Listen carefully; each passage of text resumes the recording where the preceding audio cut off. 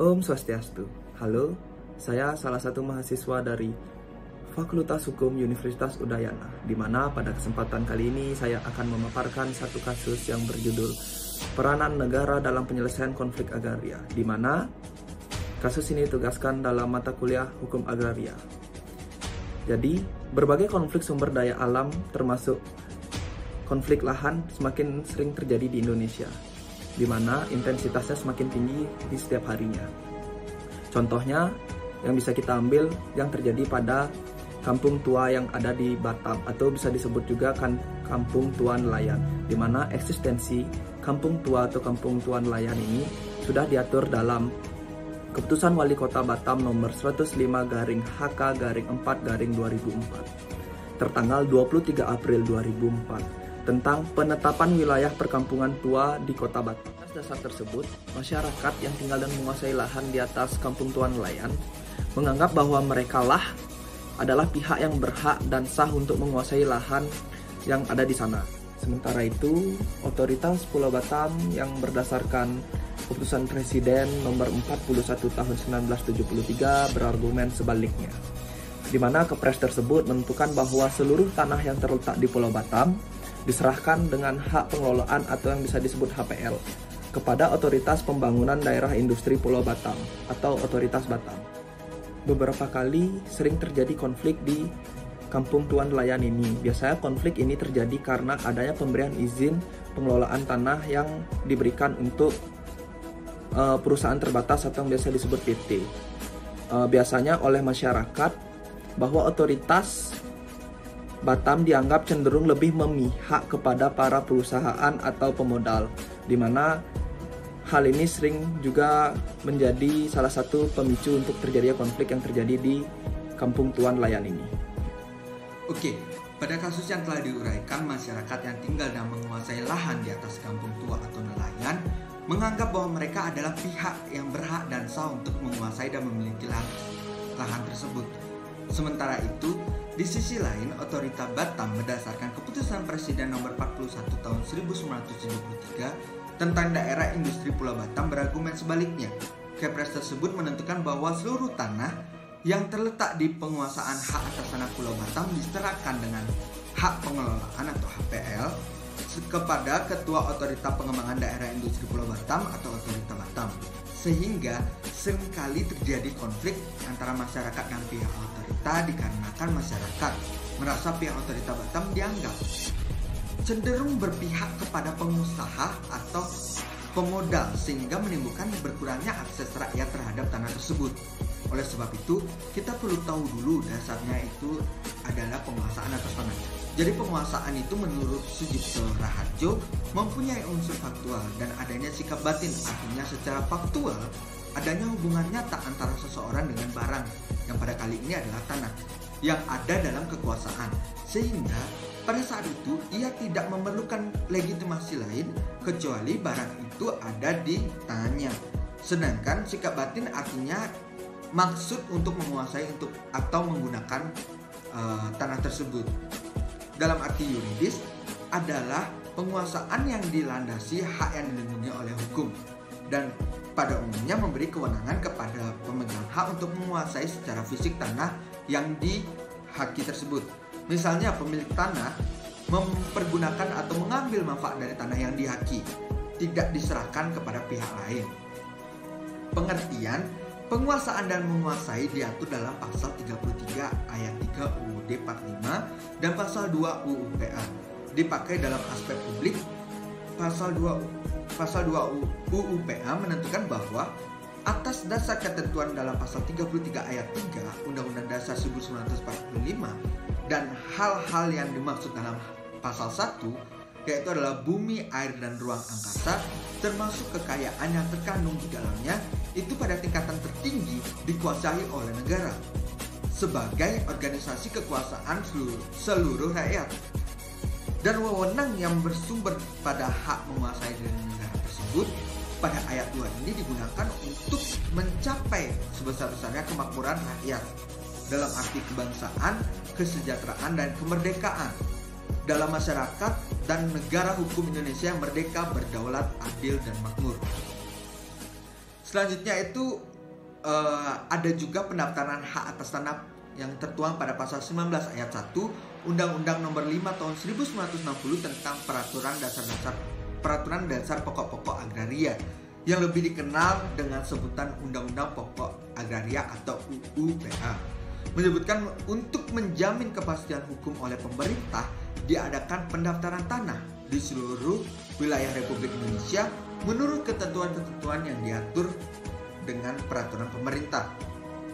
Disebutkan pada pasal 1 angka 1 Peraturan Pemerintah Nomor 24 Tahun 1997 tentang pendaftaran tanah menentukan pendaftaran tanah adalah rangkaian kegiatan yang dilakukan oleh pemerintah secara terus-menerus, berkesinambungan dan teratur, meliputi pengumpulan data, pengolahan dan pembukuan, dan penyertaian serta pemeliharaan data fisik dan data yuridis dalam bentuk peta dan daftar mengenai bidang-bidang tanah dan satuan-satuan rumah susun, termasuk pemberian surat tanda bukti haknya bagi bidang-bidang tanah yang sudah ada haknya dan hak milik atas satuan rumah susun serta hak-hak tertentu yang membebaninya.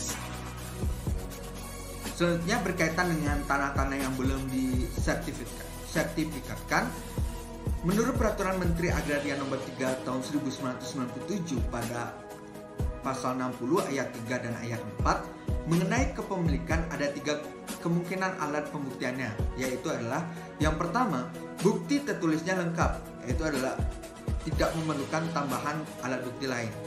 Yang kedua, bukti tertulisnya sebagian tidak ada lagi, itu diperkuat keterangan saksi dan pernyataan yang bersangkutan. Yang ketiga itu ada bukti tertulis semua tidak ada lagi, itu diganti keterangan saksi dan atau pernyataan yang bersangkutan. Konsep penyelesaian konflik pertanahan. Konflik secara etimologis berasal dari bahasa Latin kon yang berarti bersama dan fliger yang berarti benturan atau tabrakan. Konflik artinya percecokan, perselisihan dan pertentangan. Konflik yaitu proses pencapaian tujuan dengan cara melemahkan pihak lawan tanpa memperhatikan norma dan nilai yang berlaku. Ditinjau dari ilmu sosiologi, konflik merupakan suatu proses sosial yang berlangsung dengan melibatkan orang-orang atau kelompok-kelompok yang saling menentang dengan ancaman kekerasan.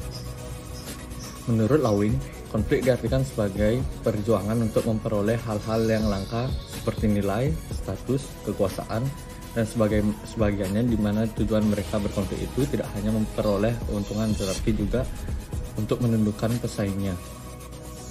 Kemudian Mahrudin mengemukakan bahwa konflik merupakan salah satu barometer penting dalam melihat dinamika suatu masyarakat.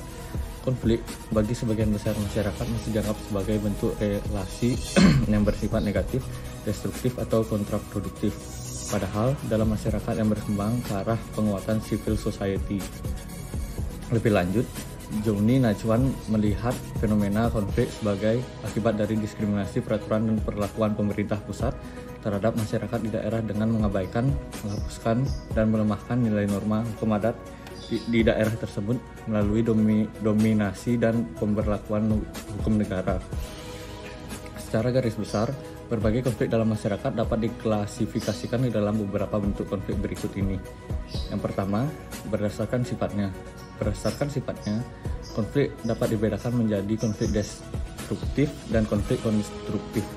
Konflik destruktif merupakan konflik yang muncul karena adanya perasaan tidak senang, rasa benci, dan dendam dari seorang ataupun kelompok terhadap pihak lain. Kemudian konflik konstruktif merupakan konflik yang bersifat fungsional. Konflik ini muncul karena adanya perbedaan pendapat dari kelompok-kelompok dalam menghadapi suatu permasalahan. Selanjutnya, berdasarkan posisi pelaku yang berkonflik dibagi menjadi 3, yaitu konflik vertikal merupakan konflik antar komponen masyarakat di dalam satu struktur yang memiliki hierarki. Yang kedua, konflik horizontal merupakan konflik yang terjadi antara individu atau kelompok yang memiliki kedudukan yang relatif sama. Kemudian yang terakhir, konflik diagonal merupakan konflik yang terjadi karena adanya ketidakadilan alokasi sumber daya ke seluruh organisasi sehingga menimbulkan pertentangan yang ekstrim. Surjono Sukanto mengatakan bahwa konflik sosial itu dibagi menjadi 5, yaitu konflik atau pertentangan pribadi, yang kedua ada konflik atau pertentangan rasial, yang ketiga itu ada konflik atau pertentangan antara kelas-kelas sosial, yang keempat itu ada konflik atau pertentangan politik, dan yang terakhir itu ada konflik atau pertentangan yang bersifat internasional. Nah, sementara itu menurut Ralph Dahrendorf itu mengatakan bahwa konflik itu dapat dibedakan menjadi 4. Yang pertama itu ada konflik yang terjadi dalam peranan sosial, yang kedua itu konflik antara kelompok-kelompok sosial, yang ketiga itu ada konflik antara kelompok-kelompok yang terorganisir dan tidak terorganisir, yang keempat itu ada konflik antara satuan nasional seperti antar partai politik, antar negara, atau organisasi internasional. Nah, para sosiolog itu berpendapat bahwa akar dari timbulnya konflik itu adanya hubungan sosial, ekonomi, politik yang akarnya adalah perebutan atas sumber-sumber kepemilikan, status sosial, dan kekuasaan yang jumlahnya ketersediaannya sangat terbatas dengan pembagian yang tidak merata di masyarakat. Nah, pada dasarnya, secara sederhana itu penyebab konflik itu dibagi menjadi 2. Yang pertama itu ada kemajemukan horizontal. Nah, yang artinya adalah struktur kemasyarakatan yang majemuk secara kultural seperti suku bangsa, agama, ras, dan majemuk sosial dalam arti perbedaan pekerjaan dan profesi seperti petani, buruh, pedagang, pengusaha, dan lain sebagainya. Nah, yang kedua itu ada kemajemukan vertikal, yang artinya struktur masyarakat yang terpolarisasi berdasarkan kekayaan, pendidikan, dan kekuasaan. Nah, terkait dengan agraria, Peraturan Kepala Badan Pertanahan Nasional Nomor 3 Tahun 2011 tentang pengelolaan, pengkajian, dan penanganan kasus pertanahan merumuskan bahwa yang dimaksud dengan sengketa pertanahan adalah perselisihan pertanahan antara orang perseorangan, badan hukum, atau lembaga yang tidak berdampak luas. Nah, sedangkan konflik pertanahan menurut pasal 1 angka 3 PRKBPN nomor 3 tahun 2011 adalah perselisihan pertanahan antara orang perseorangan, kelompok, golongan, organisasi, badan hukum, atau lembaga yang mempunyai kecenderungan atau sudah berdampak luas secara sosiopolitis. Nah, menurut Mujiono, faktor yang menyebabkan timbulnya sengketa tanah antara lain peraturan yang belum lengkap. Kedua itu ketidaksesuaian peraturan. Yang ketiga, pejabat pertanahan yang kurang tanggap terhadap kebutuhan dan jumlah tanah yang tersedia. Yang keempat, data yang kurang akurat dan kurang lengkap. Yang kelima itu data tanah yang keliru. Yang keenam, keterbatasan sumber daya manusia yang bertugas menyelesaikan sengketa tanah.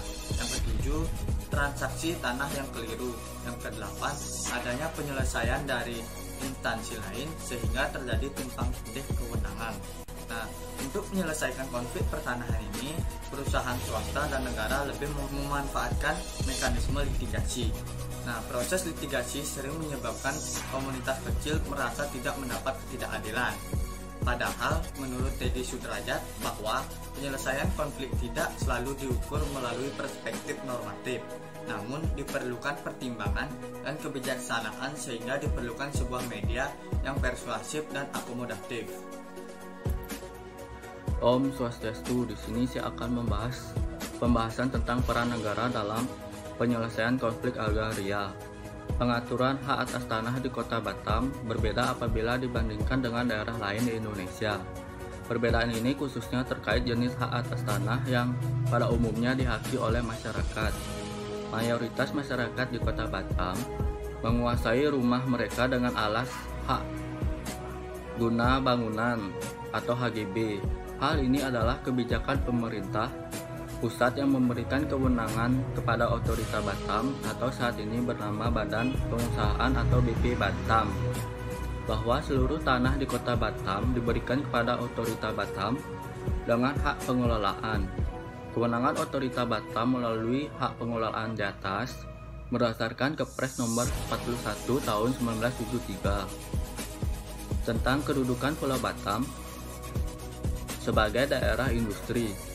Pasal 6 ayat 2 menyebutkan bahwa hal-hal yang bersangkutan dengan pengurusan tanah di dalam wilayah daerah industri Pulau Batam dalam rangka ketentuan diatur lebih lanjut oleh Menteri Dalam Negeri sesuai dengan peraturan perundang-undangan yang berlaku di bidang agraria dengan ketentuan seluruh area tanah yang terletak di Pulau Batam diserahkan dengan hak pengelolaan kepada Ketua Otorita Pengembangan Daerah Industri Pulau Batam.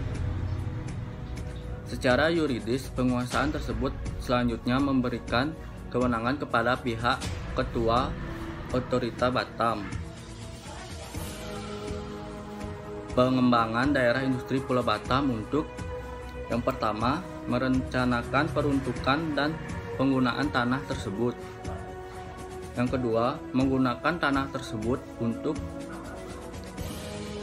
keperluan pelaksanaan tugasnya. Yang ketiga, menyerahkan bagian-bagian dari tanah tersebut kepada pihak ketiga dengan hak guna bangunan atau hak pakai atau HGB berlaku selama 30 tahun dan dapat diperpanjang 20 tahun, kemudian dapat diperbarui 30 tahun lagi dan seterusnya, sedangkan hak pakai berlaku selama 10 tahun dan dapat diperpanjang setiap 10 tahun sejauh yang bersangkutan masih menggunakan tanah tersebut dengan peruntukannya.